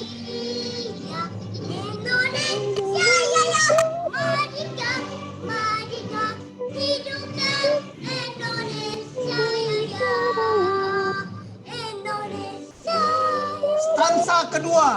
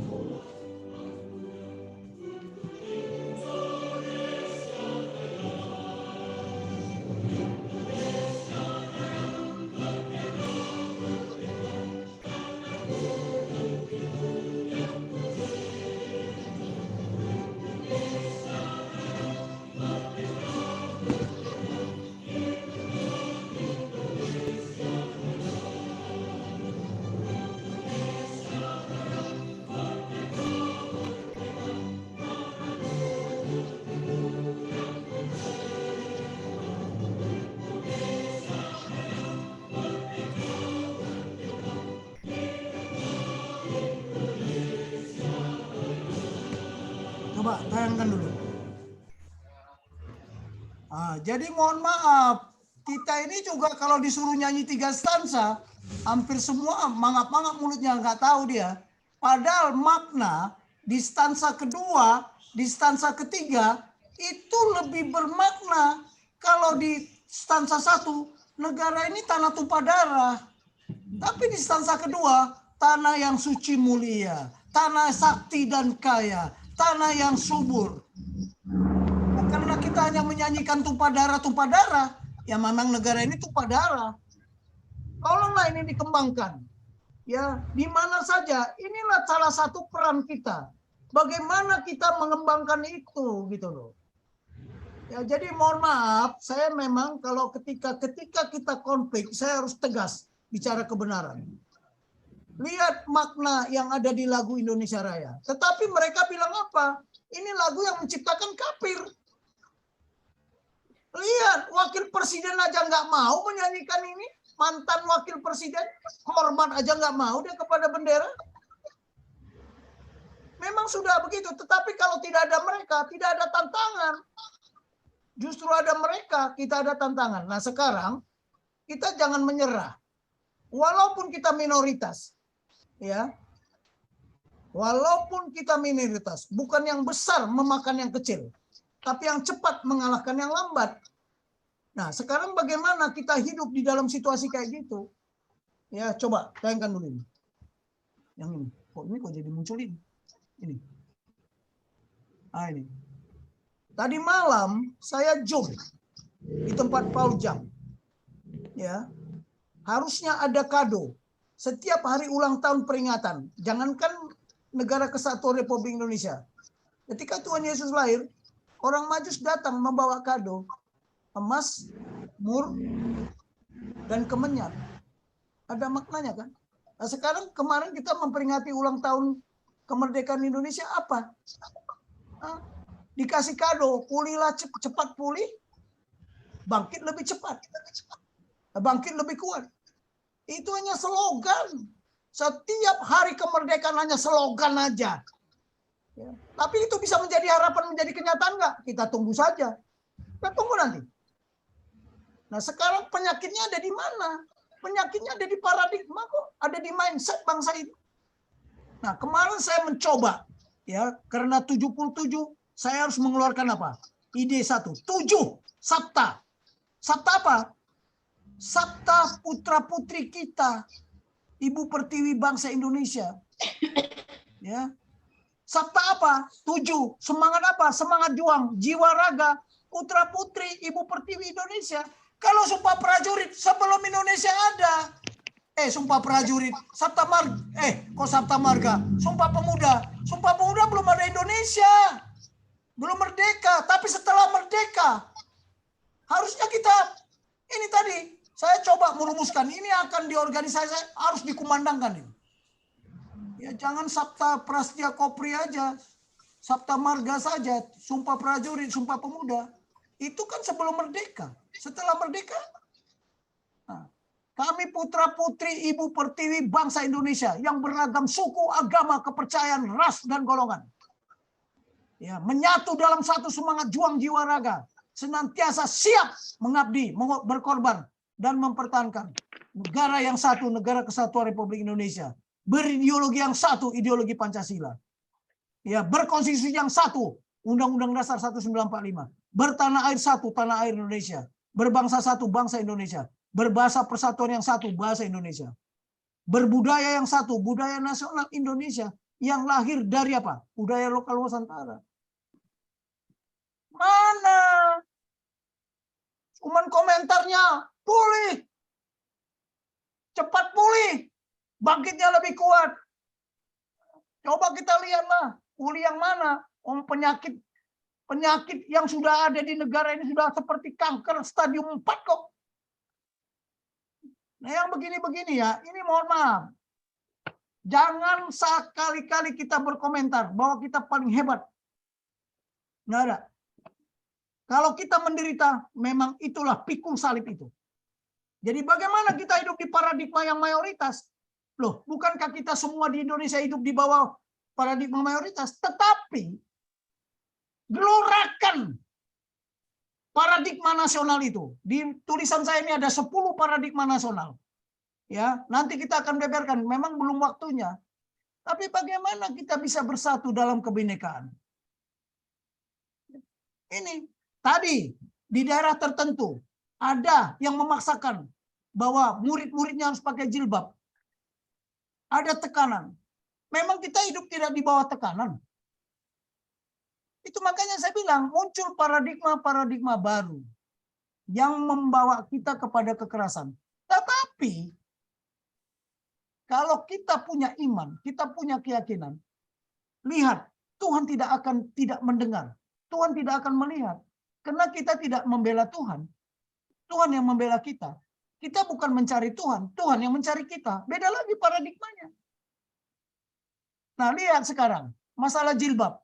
Di sumbernya sendiri sekarang lagi dilarang untuk pakai jilbab. Bahkan pendakwa yang berkaitan dengan khilafah sistem dipenggal kepalanya tanpa pengadilan. Nah, sudah Tuhan kau bekerja, nggak perlu kita bekerja. Tetapi kita harus tahu kita hidup di mana. Ya, kita hidup di mana. Tapi beda lagi di Polandia. Coba di Polandia. Tanah ini adalah tanah milik raja kami. Ya, siapa raja kami? Dia udah ngomong, raja di atas segala raja. Tidak ada diperkenankan. Makanya beda-beda. Kita hidup di mana? Tapi kita menciptakan hidup. Kita tidak menciptakan kegelapan. Kita menciptakan Pancasila sebagai ideologi kita. Kita menciptakan amanat pembukaan konstitusi. Kenapa kita punya konstitusi? Kenapa Inggris nggak punya konstitusi? Kerajaan Inggris tidak punya konstitusi. Karena memang dia tidak pernah dijajah, dia tidak pernah merdeka. Mana ada ulang tahun kemerdekaan kerajaan Inggris? Nggak ada. Tapi ulang tahun Queen-nya, ulang tahun rajanya diperingati. Nah, ini contoh-contoh kita hidup di mana. Makanya ketika kita menciptakan bahwa Pancasila, ya, amanat konstitusi Undang-Undang Dasar 45 yang disahkan ya tanggal 18 Agustus. Ya, negara kita itu sah secara juridis yaitu tanggal 18. Karena konstitusinya sama undang-undang dasar undang-undang dasarnya diresmikan pada saat itu. Oke lah ya, coba kita lanjut. Pertanyaannya yang belum saya jawab tadi satu lagi apa ini? Ya. Ya sudah saya kira udah jati diri. Ya memang jati diri kita apa? Nah, memang nanti pertanyaan itu bicara bagaimana, bicara kebijakan dan strategi, itu nanti di bagian ke-6. Saya baru masuk kepada bagian 1, 2, dan 3. Ini juga belum tuntas semuanya. Masih ada lagi. Ya, oke, coba tayangkan dulu di GSR ini kemarin. Yang kemarin. Oke, masih ada pertanyaan lain? Kalau bisa, saya sudah jawab semua yang tadi. Tapi kalau masih ada belum puas, oke, coba kita buka lagi. Ya, bisa. Oke, demikian penjelasannya. Coba tolong ada lagi yang mau bertanya. Kalau emang Iya, Pak. ada yang mau bertanya, tapi Ya. saya Pak. ingatkan waktu kita berakhir sampai jam 22. Jadi tolong jangan berbelit. Artinya langsung pada straight pada pertanyaannya dan saya buka termin kedua ini untuk 3 orang penanya. Silakan. Pak, boleh mengembangkan yang pertanyaan satu tadi, Pak? Boleh, silakan. Silakan aja, Iya. nggak apa-apa. Kita Ya, berdialog. saya Sirus yang tadi bertanya, Pak. Nomor Iya. 1. Sebetulnya yang saya maksud bukan kita terhadap mayoritas, Pak. Tapi artinya kita dalam posisi satu daerah di mana kita menjadi mayoritas. Lalu menghadapi mereka yang sekarang mayoritas itu menjadi minoritas. Lah, satu sisi sebagai orang yang mendalami kitab suci, kita kan punya kecenderungan supaya wilayah itu tetap di bawah kitab suci kita. Sehingga ada kecenderungan ingin menangkal ekspansi mereka, Pak. Nah, sisi kebangsaan apa yang harus kita lakukan, Pak? Sementara dari penghayatan kitab suci kita, itu kita mau menangkal ekspansi mereka, Pak. Mumpung mereka masih kecil. Nah, itu pertanyaannya, Pak.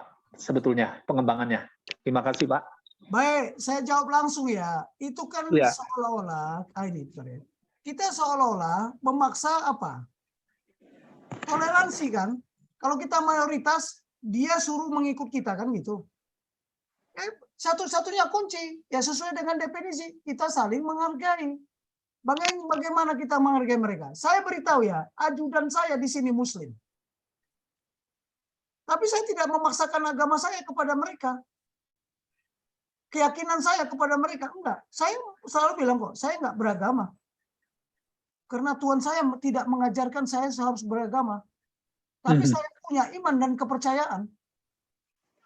Nah, ketika agama dibenturkan dengan agama, coba gimana? Coba ya, Bapak tahu nggak? Mohon maaf sebentar ya. Kita mayoritas, jangan memaksakan minoritas harus masuk sama kita. Enggak. Di kitab Matius tertulis, ini akhirnya saya harus bicara agama ini. Bicara apa? Firman Tuhan. Di kitab Matius apa? Hari kesudahan itu tiba jika semua bangsa, bukan setiap manusia. Ingat ya, semua bangsa. Artinya apa? Ada perwakilan dari setiap bangsa, setiap suku bangsa. Yang menjadikan apa? Bible menjadi saksi. Saksi apa? Berita sukacita kerajaan Tuhan. Maka kesudahan itu tiba. Apa perlu semua orang dikristenkan? Oh, nggak perlu. Tuhan juga yang ngomong, satu saja diselamatkan, seluruh keluarga itu selamatkan. Jadi jangan memaksakan ekspansi. Oh, saya pendeta yang paling hebat, bisa mengkristenkan semua orang. Yang kecil minoritas ikut mayoritas. Disitulah kesalahan. Benar apa tidak apa yang saya katakan? Kalau sekarang cek. Aceh sudah ada nggak? Medan, Sumatera Utara, sudah ada nggak? Nggak usah ditanya. Yang menjadikan The Holy Bible sebagai konstitusi kerajaan Tuhan. Masuk ke Padang, masuk ke Palembang, sampai ke Lampung. Sekarang Jawa, mulai dari Banten sampai ke Jawa Timur sana. Sudah ada belum? Terus ke Bali sana. Untuk apa lagi? Beritakan Injil, beritakan sukacita. Bukan harus memaksakan mereka untuk ikut keyakinan kita. Disitulah kesalahan kita. Ingat, coba lihat ya, dari pengalaman kita melihat orang akan meyakini bahwa Yesus itu Tuhan melalui apa? Kadang-kadang melalui mimpi, melalui bisikan Roh Kudus, ya, melalui apa lagi? Melalui masalah yang dihadapi. Tuhan bertemu dengan dia. Halo? Lu nggak bisa dipaksakan, nggak bisa. Saya beritahu. Kesadaran dari dia sendiri. Tolong di mute aja deh, berisik banget. Siapa yang berisik ini? Oke, nah kemudian ya, mari kita lihat. Tadi ada yang mengadakan prosedur. Prosedur itu paling bawah, Pak. Coba lihat gambar ini. Bisa dilihat nggak gambar ini? Ini kemarin saya waktu sinode sidang raya, saya beberkan semua. Bahwa di kerajaan Tuhan itu juga ada ideologi, ada filosofi, ada tujuan. Tuhan menciptakan ciptaannya, ada visi kerajaan Tuhan, ada misi, ada tugas-tugas, ada kebijakan, ada strategi, ada program kerajaan Tuhan. Itu semua tertulis di Bible. Bukankah nubuat itu adalah program kerajaan Tuhan yang akan digenapi? Program manusia belum tentu digenapi. Kalau nubuat sudah pasti digenapi. Nah sekarang kalau kita bicara visi, bicara misi. Visi dan misi aja kita beda kok. What is vision? Apa itu vision? Apa itu misi? Loh, visinya ya ada di doa Bapa kami itulah. Jadilah kehendakmu di bumi seperti di surga. Datanglah kerajaanmu. Itulah visi. Nah, kita juga grup ini harus punya visi. Apa visi kita? Karena tadi ada peran. Peran itu bagian dari mana? Bagian dari misi. Coba lihat ini. Lingkaran keberapa? 1, 2, 3, 4. Bagian dari misi, bagian dari tugas. Ya, peran kita apa? Nah, tadi apakah kita pemeran utama dalam rangka membela atau menghadapi menangkal menangkal teroris ini, menangkal radikalisme ini? Kita mungkin peran pendukung, mungkin peran pembantu. Siapa pemeran utama? Ya mereka yang berada di mana? Di instansi negara, yang punya kemampuan langsung. Emangnya kita bisa membunuh teroris? Nggak bisa. Apakah bisa kita menghancurkan paradigma radikal? Itu tugas negara, tugas pemerintahan. Kita bisa berperan di keluarga kita, di komunitas kita.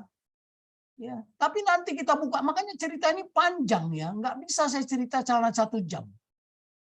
Nah inilah, ini di kerajaan Tuhan. Mana yang di negara kesatuan? Halo, coba buka. Ini di kerajaan Tuhan ya. Ada nggak yang di kerajaan di manusia? Yang bulat kayak ini coba. Enggak. Ada bulat kayak gini, mas satu lagi. Oke, di atas. Coba ini yang di negara kesatuan Republik Indonesia. Apa yang harus kita ikutin? Ini saling terkait, berpikir dari atas ke bawah. Ini belum saya jelaskan ini paradigma nasional ini. Ya. Oke, terus naik ke atas. Oke lah ya. Coba silakan bertanya lagi. Jangan karena kita mayoritas, kita injak-injak mereka juga nggak bisa balas dendam di tempat lain. Tapi bagaimana meyakinkan? Ini, coba ini. Nah, ini kalau di negara kesatuan beda nggak? Beda. Apakah diajarkan ini di PP7? Nggak ada lah. Saya lulusan Lemhanas, di Lemhanas saja nggak diajarkan seperti ini. Bahwa kita itu ada ideologi dan konstitusi. Di kerajaan Tuhan juga ada ideologi dan konstitusi. The Holy Bible bukan kitab agama, bukan kitab demokrasi, bukan tentang pemerintahan ya republik, bukan tentang presiden, tentang kerajaan Tuhan. Tapi di kita, di dalam warga negara kesatuan, kita bicaranya ideologi konstitusi negara. Terus itu ada filsafat di sana, ada tujuan nasional di sana. Salah satu tujuan nasional, keutuhan dan tetap tegaknya negara kesatuan Republik Indonesia. Serta apa? Utuhnya jati diri bangsa yang Pancasilais dan tetap setia kepada amanat pembukaan konstitusi Undang-Undang Dasar 45. Mereka mencoba merubah supaya kita tunduk kepada Piagam Jakarta. Tapi sudah dikonstitusikan, sudah disahkan. Makanya tadi saya bilang berlaku seumur hidup sampai akhir zaman. Disahkan 1 kali, tidak ada 2 kali. Mereka mencoba merubah nggak? Merubah. Ya itulah tantangan. Hidup tanpa tantangan ya. Kenapa Pancasila itu saya bilang hitam? Coba di China, bintangnya pasti latar belakangnya merah. Begitu mencoba menentang pemerintahan karena mereka merasa raja. Berdarah-darah kan? Lihat Tiananmen. Nah, kita beda. Ya itulah masalah. Nah, visi nasional. Apa sih visi nasional? Indonesia yang merdeka. Tugas nasional ada, melindungi segenap bangsa Indonesia. Nah, tugas kita sebagai umat Kristen apa? Peran kita apa di situ? Kalau Tuhan bilang, tidak satu pun umatku binasa. Melindungi segenap bangsa Indonesia. Sudahkah pemerintahan negara, sudahkah kita melindungi segenap bangsa Indonesia? Melindungi diri sendiri. Bahkan keluarga kita banyak kececeran. Ini dipahami nggak ini? Diajarkan nggak di PP7? Potong kepala saya. Nah, prosedur itu paling bawah, Pak. Tuh prosedur. Prosedur pelaksanaan. Tapi ini harus dirumuskan dulu. Baru dilaksanakan bagaimana prosedur dari A ke B, B ke C, C ke D. Itu prosedur. Tetapi proses dari atas ke bawah berpikirnya harus tuntas dulu. Makanya kita kadang-kadang konflik. Yang mana prosedur? Yang mana strategi? Yang mana kebijakan? Ada rangkaiannya, ya. Prosedur itu ada rangkaiannya. Bagaimana melaksanakan aksi. Tapi harus dirumuskan dulu. Nah sekarang, kalau kita bicara di warga negara kesatuan Republik Indonesia, umat Kristen itu di mana posisinya? Apakah kita di posisi istilahnya di apa namanya di tataran ideologi, di tataran konstitusi? Siapa di tataran ideologi di konstitusi? Ya mereka yang ada di DPR, yang ada di MPR. Filsafat yang ada di mana mereka? Yang ada di universitas, yang ada sarjana-sarjana yang mengajarkan filosofi. Kita harus tahu di mana kita berada, posisi kita di mana sebagai umat Kristen yang ada di bumi persada ini. Peran kita di mana? Itulah nanti akan semakin mendalam ketika kita bicara yang lain. Ya, oke, lanjut. Jadi kalau kita memaksakan kita mayoritas, itu berarti kita tidak benar. Ya, kita tidak benar. Karena bukan itu maunya Tuhan. Tuhan datang mencari orang yang berdosa. Tuhan benci sama dosa, tapi Tuhan datang untuk mencari orang yang berdosa. Surga itu bukan untuk orang yang suci saja. Bukan.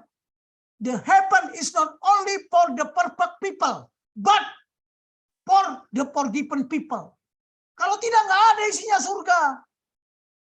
Itulah kita ini kadang-kadang banyak naik ke surga. Tuhan maunya surga turun ke bumi, kita maunya naik ke surga. Itukah yang diajarkan? Halo? Mungkin ada yang sakit hati atau yang kita jadi gesekan. Memang inilah konflik itu kan. Oke, itu saja yang perlu saya sampaikan. Ada pertanyaan lagi nggak? Halo? Oke, gimana? Tin, Pak Junius boleh nanya? Boleh. Ini ya, mohon maaf, gambar ini nanti akan saya jelaskan secara rinci. Iya. Ya. Ini Silakan, Janos. akan satu persatu kita bahas. Ya. Tetapi siapa yang ahli filsafat? Siapa yang ahli konstitusi? Siapa yang ahli yang lain-lainnya? Kebijakan. Makanya tadi kan saya bilang, kita harus tahu apa itu kebijakan. Tadi ngomong haluan. Haluan itu adalah kebijakan itu, policy itulah haluan. Dulu dibubarkan, ada GBHN, sekarang bikin lagi. Mereka nggak ngerti bahwa itu kebijakan. What is policy? Policy itu what to do. Strategi itu how to do. Apa mau dibawa kemana negara ini? Udah jelas kok, ada rambu-rambunya, ada paradigmanya. Tetapi yang menjadi masalah, tidak paham. Ya, tidak paham. Oke ya, lanjut silakan para moderator. Ini harusnya ada moderator ini. Ya. Yuk, silakan. Ya. Ada mau bertanya silakan aja. Kalau Oke. saya agak keras bukan marah saya ya. Saya memberikan itu supaya tegas gitu, supaya Ya. gampang diingat. Ya, Oke, Pak- silakan. Ya, Pak Junius, saya mau nanya dua hal mungkin. Pertama adalah kalau saya perhatikan kan sebenarnya benturan-benturan yang terjadi di terutama masalah intoleran dan radikalisme itu umumnya adalah berhubungan dengan agama sebelah gitu ya. Dan saya mencoba berpikir begini, kenapa sebenarnya gesekan antara Islam dan Kristen terutama dalam hubungan radikalisme dan intoleran ini cukup tinggi. Nah, sementara Kristen dengan Buddha walaupun ada dengan Buddhis ya walaupun ada tidak terlalu keras atau dengan Hindu dan sebagainya. Tapi dengan Islam itu luar biasa, bahkan di grup-grup debat itu bisa 24 jam mereka berdebat untuk masalah ini. Nah, saya melihat dan ini menyangkut kalau saya perhatikan Pak Junius ini adalah mungkin salah satu penyebabnya sehingga akhirnya hal ini agak susah mungkin ya dari kita sebagai warga negara untuk mengatasinya, karena kalau dengan kitab Tripitaka atau dengan Weda dan sebagainya tidak ada benturan dengan Alkitab. Tokohnya memang beda, orang-orangnya juga beda. Nah, persoalannya adalah di Al-Quran itu mereka menyebut tentang Isa yang mereka akui sebagai Yesus. Kemudian bercerita mengenai cerita-cerita yang ada di dalam Alkitab juga, tetapi ceritanya berbeda. Nah, ketika ini kemudian mereka diajarkan kepada orang-orang, termasuk misalnya melalui buku pengajaran yang kemarin diprotes itu, ini mau tidak mau terjadi benturan. Sebenarnya kalau saya perhatikan, kalau seandainya misalnya dari ini contoh saja ya, misalnya dari Islam menyatakan bahwa memang Isa mereka berbeda dengan Kristus karena memang beda, cara lahirnya beda, cara hidupnya beda, ya otomatis itu dua tokoh yang berbeda walaupun mungkin secara akar kata sama. Maka menurut saya tidak akan terjadi gesekan. Tapi karena mereka mengakui tokoh yang sama, satu orang tapi dengan cara hidup yang berbeda, mau nggak mau kita merasa bahwa kita juga punya tokoh tersebut, mau tidak mau akan menjadi gesekan. Nah, menurut Pak Junius, bagaimana ini? Karena kalau menurut saya akarnya, menurut saya nih Pak ya, saya orang awam, menurut saya akarnya sebenarnya di situ. Sampai kapanpun akan terjadi gesekan yang keras dan bisa sampai kemudian ke masalah radikalisme dan intoleran kalau kelompok sebelah menyatakan bahwa itu yang paling. Sementara ada kelompok-kelompok Muslim yang moderat juga kayaknya tidak mampu untuk mengimbangi yang memang sudah tertulis secara literal di dalam kitab mereka. Kalau seandainya beda, menurut saya nggak ada, ya udah, kamu dengan keyakinanmu, kami dengan keyakinan kami, ya otomatis silakan saja jalan masing-masing. Itu mungkin lebih ini ya, tapi akan menjadi lebih susah ketika ini dibenturkan dengan satu tokoh yang sama, tapi dengan cara hidup yang berbeda. Yang kedua, Pak Junis, adalah mungkin bisa dijelaskan ke saya pengertian Alkitab ada yang salah itu di mananya, Pak ya? Mungkin supaya bisa kami juga bisa melihat dari sisi pandang Bapak kira-kira gitu. Itu Bro Martin untuk pertanyaannya 2 saja. Oke. Oke, saya jawab Silakan langsung Pak ya. Junias. Oke, Dijawab. saya jawab langsung karena ini waktu udah kepepet ya. Oke, yang pertama, ini kalau bicara bagaimana, itu sebenarnya kan saya bilang tadi bagian ke-6, how, tapi udahlah saya kupas sekarang. Inilah kesalahan kita mau dijebak, masuk ke dalam paradigma mereka. Kalau saya ditanya, bagaimana kita menghadapi, bagaimana strategi menghadapi ini? Ada berbagai macam cara. Yang pertama, diam. Ngapain Anda kita gubris itu? Terserah aja, biarkan mereka. Karena sang kebenaran itu adalah Tuhan Yesus sendiri. Bukan siapa yang benar ya. Siapa kebenaran itu? Siapa sang kebenaran itu? Satu, kita diam. Yang kedua, menghindar. Ngapain berdiskusi, debat kusir? Yang berbeda patokannya, tidak ada standarnya. Kita bilang kita benar, dia bilang oh salah. Nggak akan ketemu. Karena buku yang diadu, yang diobok-obok ayat dengan ayat, yang tidak satu sumbernya. Loh, saya udah berapa kali khotbah di gereja. Bible ini bukan kitab agama, tapi konstitusi kerajaan Tuhan. Nah, satu lagi, yang kedua, ya, Bible ini adalah historical. Historical apa? Love story, hubungan Tuhan dengan manusia. Ya, kitab apa? The Holy Bible bukan kitab demokrasi, enggak. Masa Tuhan kita pilih voting? Tunggu dulu. Absolut. Nah, kita sekarang kita nggak perlu ngurusin orang lain, urusi ke dalam. Ya, urusi ke dalam. Ya, urusi ke dalam dulu, benahin. Ya, percaya, iman percaya. Barang siapa yang percaya kepadaku, bukan barang siapa yang beragama Kristen. Nah, kalau kalian obok-obok terus, ini memang ada. Ya, ada siapa? Hah? Orang di belakang ini yang mengontrol supaya ini dibenturkan antara Judaisme, terus antara Kristen, antara apa? Dengan Islam. Ketiga agama ini yang katanya agama samawi. Loh, kalau ditanya orang Buddha, tanya dia. Saya tanya tokoh agama Buddha. Saya bilang, Buddha punya agama enggak? Enggak ada. Itu bukan agama Buddha. Ajaran, tetapi sistem memaksakan itu menjadi agama. Tolong ya bapak-bapak, ibu-ibu. Dulu kakek saya, nenek saya di KTP-nya itu nggak ada agama. Zaman dulu itu, zaman Orde Lama nggak ada. KTP agama itu nggak ada. Tetapi setelah Orde Baru, berubah paradigma. Harus ada KTP ditulis agama. Kalau saya ditanya sekarang beragama apa? Saya tidak punya agama. Tapi saya orang percaya. That's the problem. Nah, sekarang kalau Bapak seorang pendeta, bawa Alkitab nggak di sini? Buka Alkitab. Sekarang saya tanya, Alkitab yang ada di LA itu, siapa yang menerjemahkan dulu? Cari akarnya. Siapa yang menerjemahkan Bible menjadi Alkitab? Ya, tahun berapa diterjemahkan? Siapa yang menerjemahkannya? Mengapa diterjemahkan dengan kata-kata begitu? Contoh, ya contoh. Ada yang bawa Alkitab nggak? Tayangkan di sini. Kok berbeda dengan yang dikatakan di Holy Bible? Satu aja ya, saya sudah mengkaji, mencari. Kata Lucifer nggak ada di Alkitab. Tapi di Holy Bible ada Lucifer. Coba, bintang fajar diganti dengan bintang timur. Halo? Pernah nggak kita mengkaji?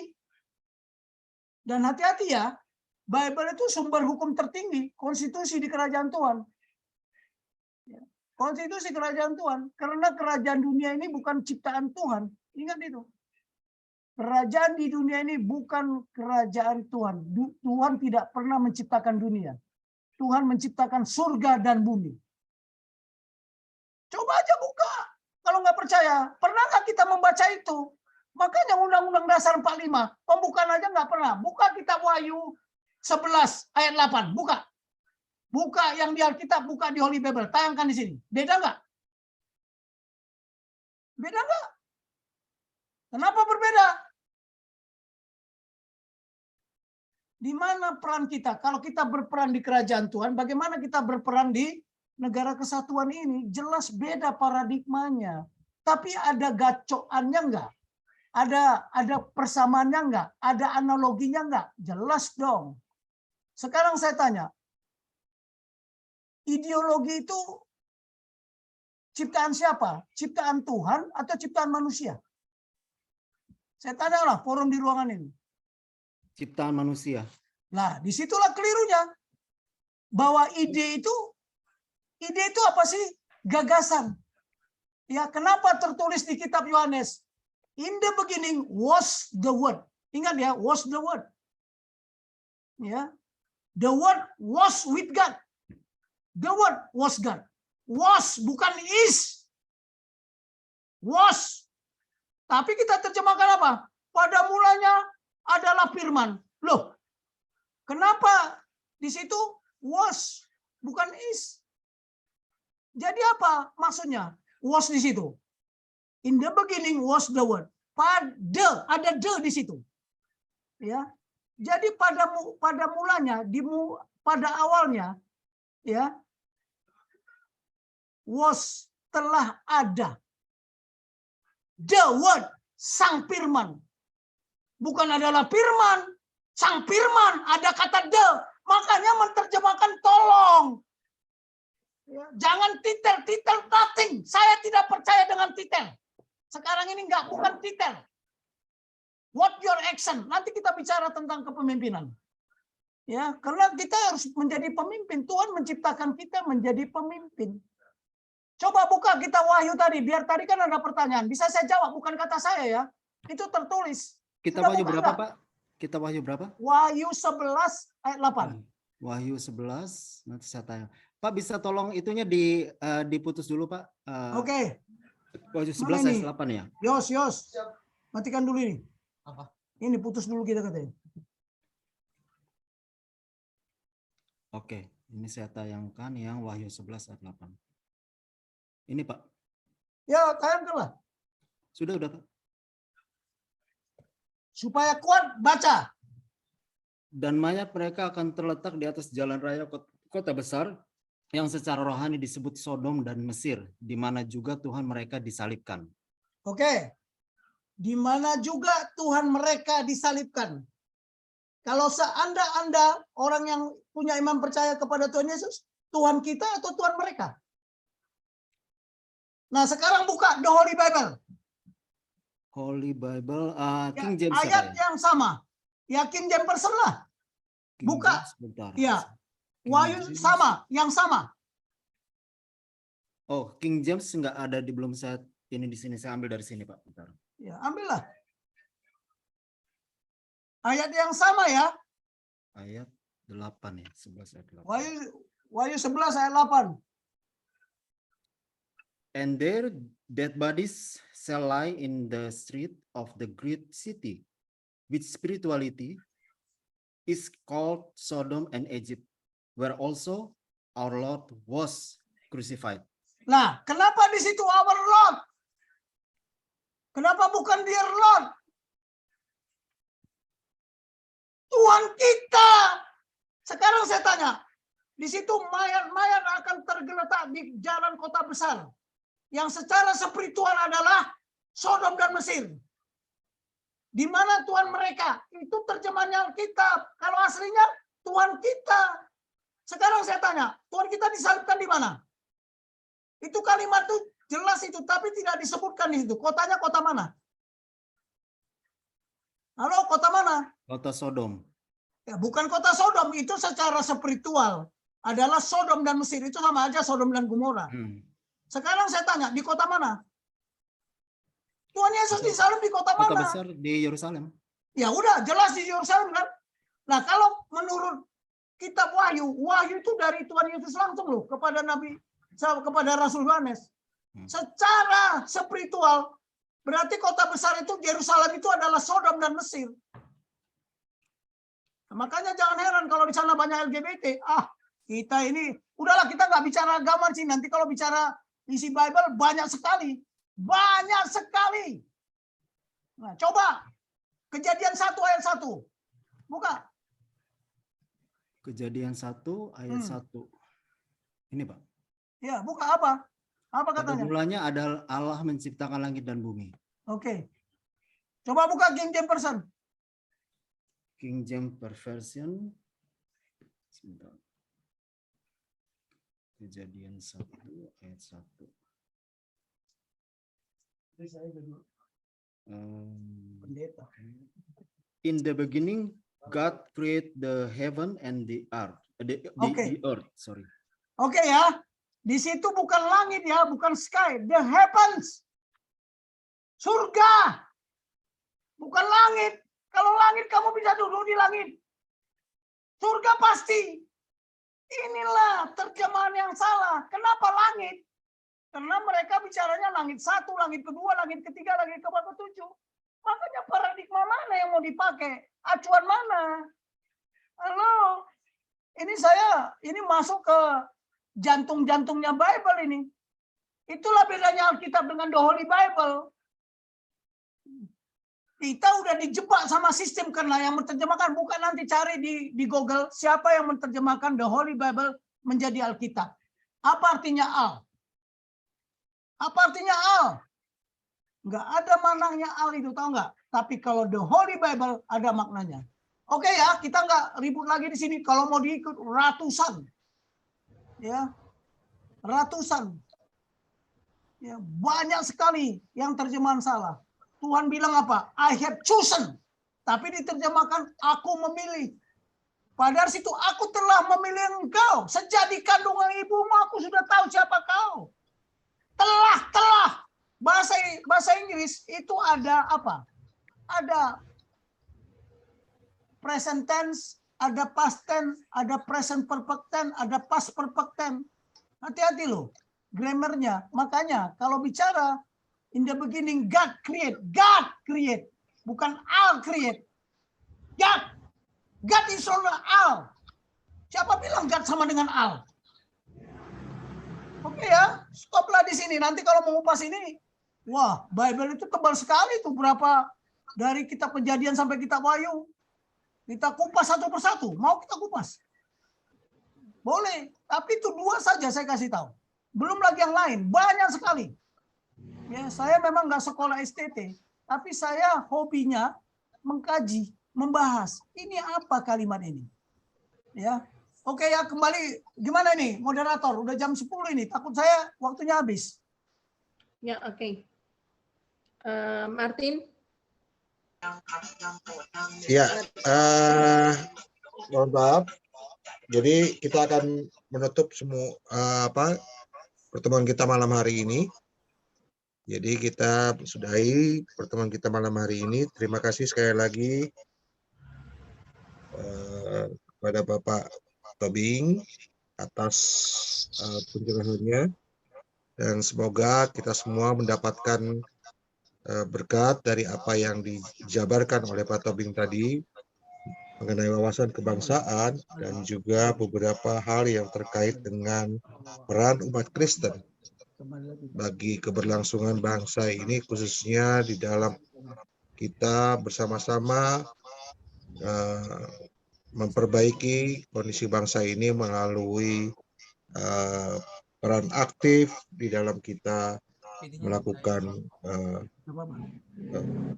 pemahaman berbangsa dan bernegara. Demikian pertemuan kita akan tutup ibadah kita PA kita malam hari ini. Saya minta kaji ini untuk berdoa.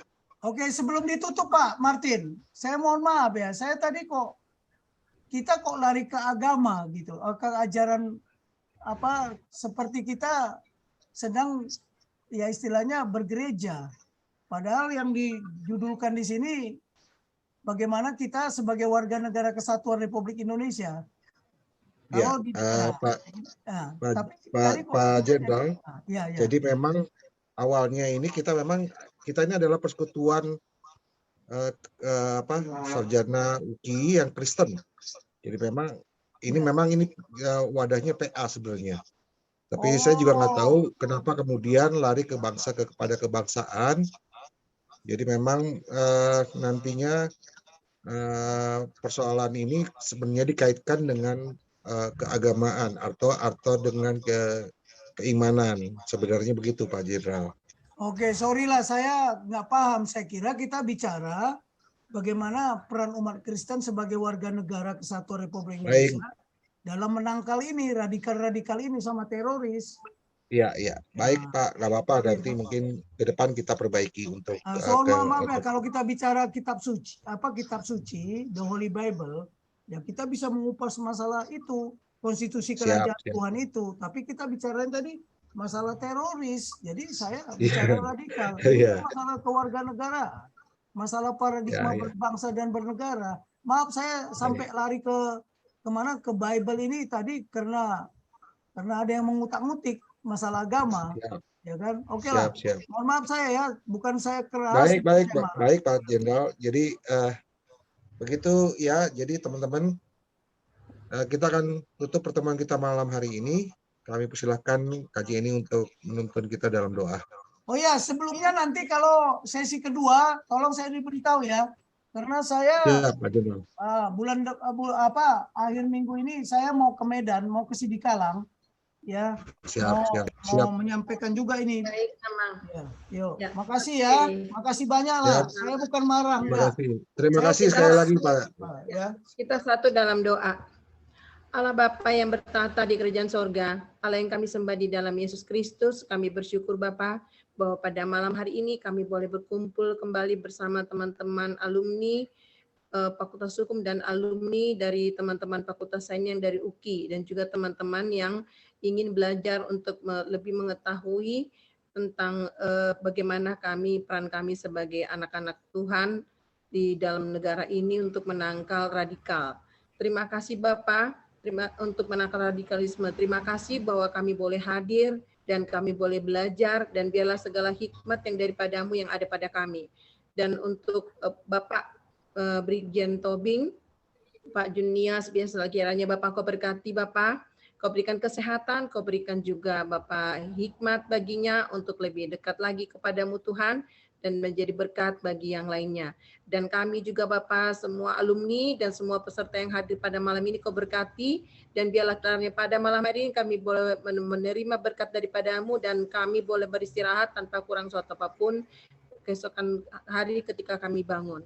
Terima kasih Bapak, hanya di dalam namamu Tuhan, acara kami ini kami serahkan. Terpujilah namamu Yesus, kami telah berdoa dan mengucap syukur. Amin. Amin. Amin. Haleluya. Ya, terima kasih. Terima kasih Pak. Terima kasih semua.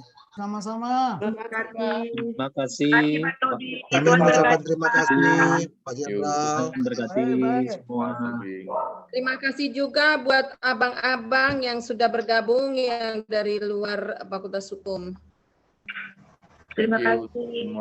Ya, saudara-saudara kita, Bapak Ibu yang dari luar yang boleh bergabung bersama kami. Ya, terima kasih. Ya, terima kasih. Ya, terima kasih semua Bapak Ibu. Shalom, selamat malam. Selamat Bang malam. Poltak masih ada? Ya, Bang Poltak ini pembinaku dulu. gimana kabarnya? Terima kasih. Oh, untuk iya. kesempatannya. Udah lama nggak ketemu. Ya. Sehat, puji Tuhan. Puji Tuhan. Nggak diajak, Ya. Bang. Iya. Nah, itu Kak Astrid nggak ikut? Dia ikut meeting lagi yang lain. Oke. Iya, Bang. Salam ya sama Kak Astrid. Ya, Oras Pong, Opong, Oras, Oras Pong. Pong. Oras. Oras. Udah lama kita nggak basuh. Ya, nantilah kapan basuh kita di mana. Oke. Sorry Pong, aku memang karakter saya begitu. Karena Iyalah, udah tahu. udah tahu lah. Oke lah. Ya, Oke.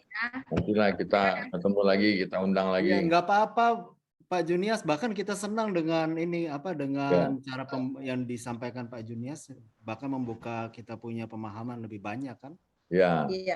Iya. Ya sebenarnya banyak yang mau ditanya, cuman kan kesempatan karena pembukaan lah ini. Mungkin ke depan Iya, baru pengantar. pengantar lah. Karena sebenarnya ya kalau lebih lanjut kita bicarakan banyak yang penting banget sebenarnya bahwa kelangsungan bangsa kita ke depan ini